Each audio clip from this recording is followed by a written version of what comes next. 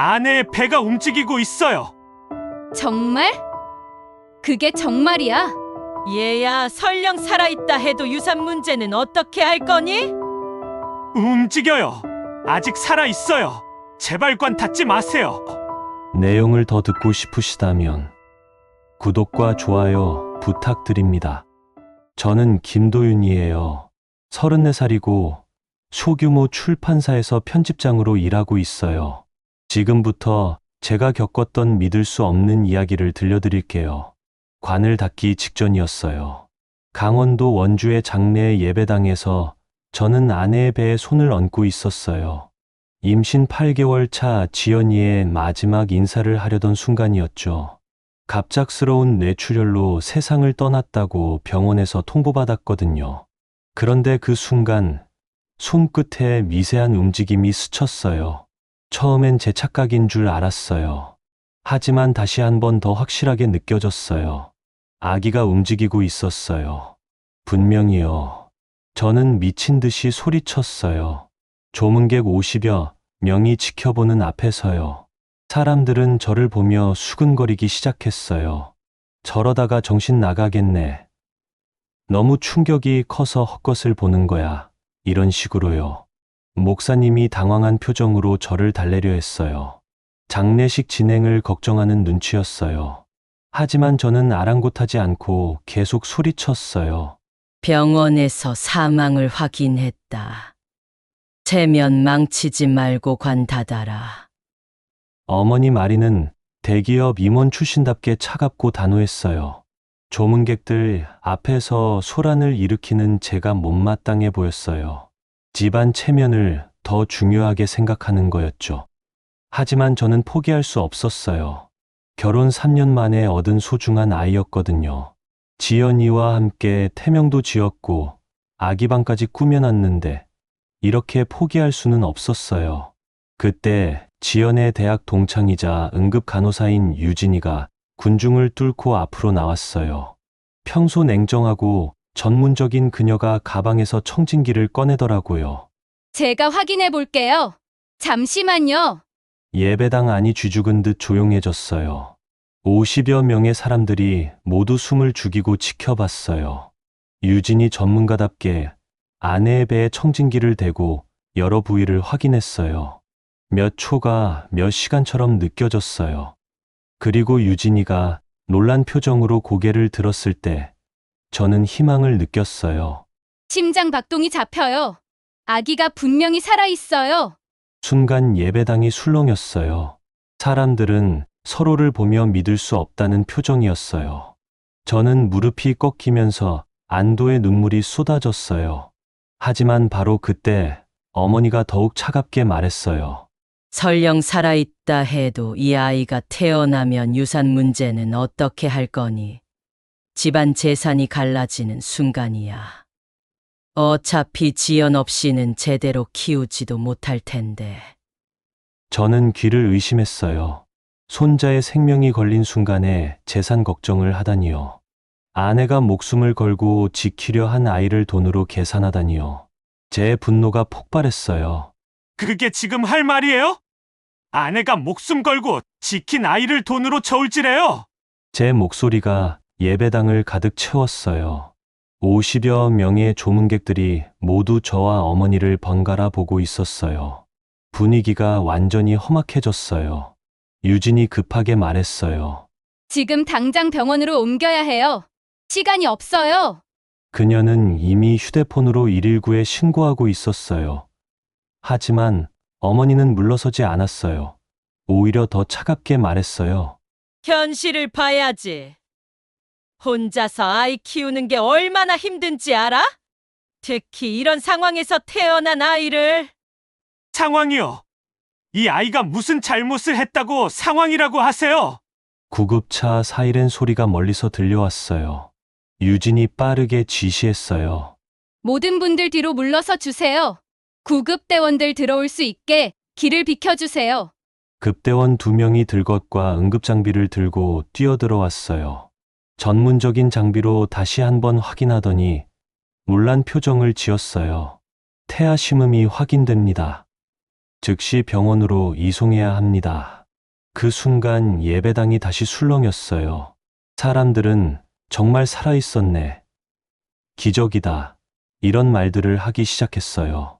저는 지연이의 손을 꽉 잡고 구급차에 함께 탔어요. 병원까지 가는 15분 동안 정말 긴장됐어요. 구급대원이 계속 태아의 상태를 모니터링하면서 무전으로 병원의 상황을 전달했어요. 산모 뇌사 추정, 태아 생존 확인, 응급 제왕절개 준비 요청. 병원에 도착하자마자 의료진이 대기하고 있었어요. 지연이는 곧바로 수술실로 들어갔고 저는 복도에서 기다릴 수밖에 없었어요. 1시간이 지났을까요? 수술실에서 작고 힘찬 울음소리가 터져 나왔어요. 그 순간 저는 무릎을 꿇고 눈물을 흘렸어요. 아이가 살아났어요. 정말 기적이었어요. 의사 선생님이 나와서 말씀하셨어요. 산모는 이미 내사 상태였습니다. 아기만 간신히 구할 수 있었어요. 유가족과 상의해서 결정하셔야 할 일들이 있습니다. 기적 같은 생명의 탄생과 돌이킬 수 없는 아내의 죽음. 이 두 가지가 같은 순간에 제게 닥쳤어요. 세아는 제 품에서 평온하게 잠들어 있었고, 복도 저편에서는 어머니가 서늘한 눈빛으로 저를 바라보고 있었어요. 이제 어떻게 할 거니? 그 질문 속에는 단순한 걱정이 아닌 뭔가 다른 의도가 숨어 있는 것 같았어요. 이 편지를 읽고 있다면 아마 제게 무슨 일이 생긴 거겠죠. 지연이의 장례를 마치고 집에 돌아온 지 일주일 후였어요. 세아는 신생아실에서 건강하게 자라고 있었고, 저는 아내의 유품을 정리하고 있었어요. 아내의 서재 책상 서랍 맨 안쪽에서 봉인된 서류 봉투를 발견했어요. 겉봉에는 지연이의 글씨로 도윤이에게라고 적혀 있었어요. 뭔가 불길한 예감이 들었어요. 편지를 펼쳐보는 순간 저는 충격에 휩싸였어요. 지연이가 직접 쓴 자필 진술서였어요. 날짜를 보니 세아를 임신한 지 3개월 됐을 때 작성한 거였어요. 어머니께서 아이를 낳지 말라고 하세요. 상속 때문에 부담된다고 하시면서 심지어 낙태를 권하셨어요. 도윤이는 모르지만 저는 매일 협박에 시달리고 있어요. 어머니 말씀이 제가 아이를 낳으면 상속 관계가 복잡해진다고 해요. 특히 회사, 지분이 문제라고 하시더라고요. 저는 그런 것보다 우리 아이가 소중한데 머니는 돈만 생각하세요. 가슴이 답답했어요. 지연이가 임신 중에 이런 스트레스를 받고 있었다니요. 제가 전혀 몰랐던 사실이었어요. 혹시 제게 무슨 일이 생기면 이 편지를 증거로 삼아서 우리 아이를 꼭 지켜주세요. 어머니가 아이에게 해를 끼칠까봐 너무 무서워요. 마지막 문장을 읽고 나서 저는 편지를 들고 어머니를 찾아갔어요. 그녀는 거실에서 TV를 보고 있었어요. 평소처럼 냉정한 표정이었어요. 어머니, 이게 뭐예요? 어머니는 편지를 훑어보더니 손끝이 미세하게 떨렸어요. 하지만 곧 냉정함을 되찾았어요. 난 단지 현실을 말한 것뿐이야. 유산 다툼으로 이 집안이 무너지는 꼴은 못 보니까. 현실이요. 지연이가 임신 중에 받은 스트레스 때문에 뇌출혈이 온 걸 수도 있어요. 그런 식으로 말하지 마. 병은 병이고 상속은 상속이야. 지금 그 아이 때문에 회사 지분이 어떻게 될 것 같아? 어머니의 차가운 계산에 저는 분노가 치밀어 올랐어요. 손자보다 재산을 먼저 생각하는 그녀의 모습에 소름이 돋았어요. 그때 유진이가 전화를 했어요. 도윤아, 지연이 의료 기록 좀 자세히 살펴봤는데 이상한 점이 있어. 만나서 얘기할까? 저는 급히 병원으로 향했어요. 유진이 보여준 의료 기록에는 충격적인 내용이 있었어요. 지연이 혈압이 임신 중기부터 계속 높았어. 그런데 정기검진 기록을 보니 스트레스 지수가 비정상적으로 높았어. 보통 임산부들과는 완전히 달라. 스트레스 때문에 뇌출혈이 온 거예요? 저는 떨리는 목소리로 물었어요. 가능성이 높아. 특히 지속적인 정신적 압박이 있었다면. 도윤아, 지연이한테 무슨 일이 있었던 거 아니야? 저는 유진에게 편지를 보여줬어요. 그녀의 얼굴이 점점 굳어졌어요. 그날 밤, 저는 새아를 보러 신생아실에 갔어요. 작은 유리창 너머로 평온하게 잠든 딸을 바라보며 다짐했어요. 아내가 목숨을 걸고 지키려 했던 이 아이를 어떤 위협으로부터도 반드시 보호하겠다고요. 아이를 포기하는 게 어때? 입양을 보내든지. 어머니의 말에 저는 귀를 의심했어요. 새아가 태어난 지 한 달이 지났을 때였어요. 저는 매일 병원과 집을 오가며 딸을 돌보고 있었고, 회사는 육아휴직을 냈어요. 그런데 그날 아침, 어머니가 갑자기 이런 말을 꺼낸 거예요.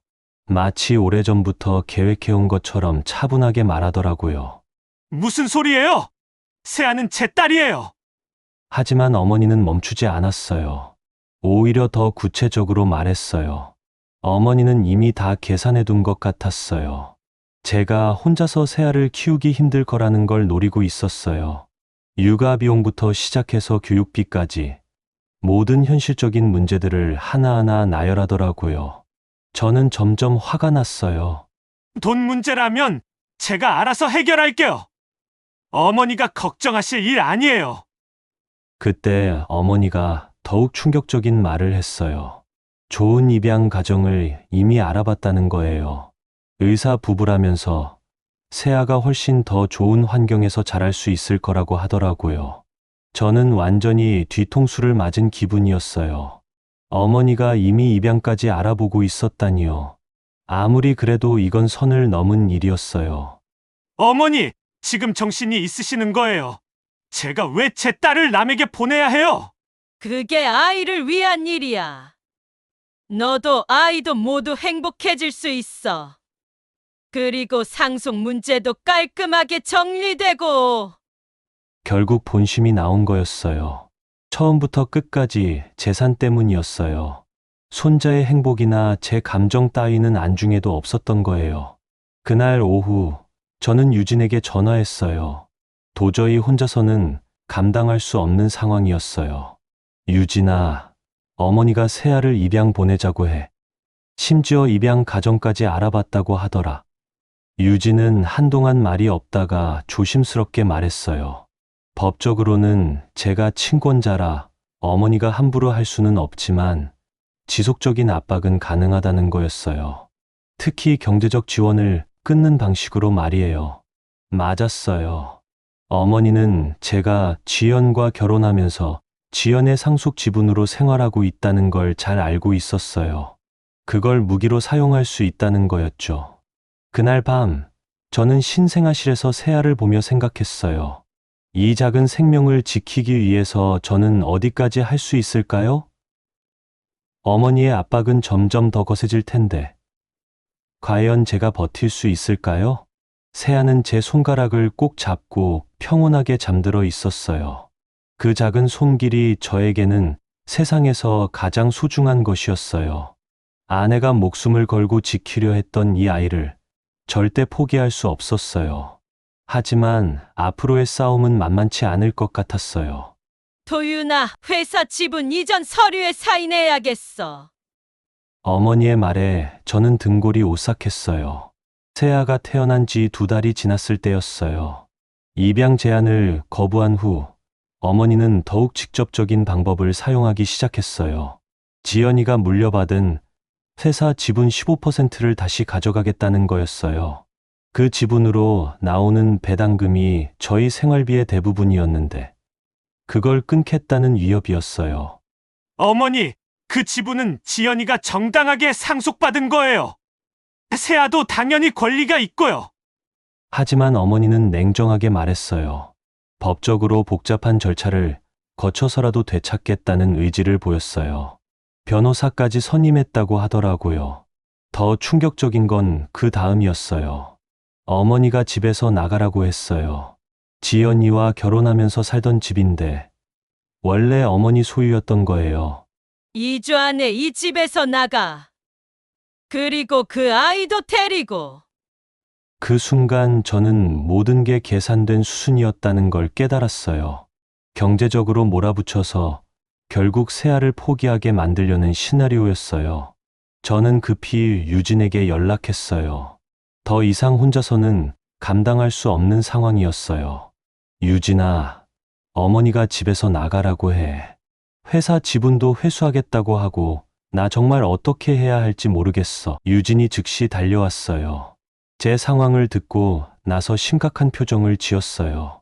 그리고 조심스럽게 제안을 했어요. 도윤아, 내가 도와줄게. 당분간 우리 집에서 지내면 어떨까? 세아 돌보는 것도 내가 도울 수 있고. 저는 고마웠지만 동시에 미안했어요. 유진에게 이런 부담을 지울 수는 없었어요.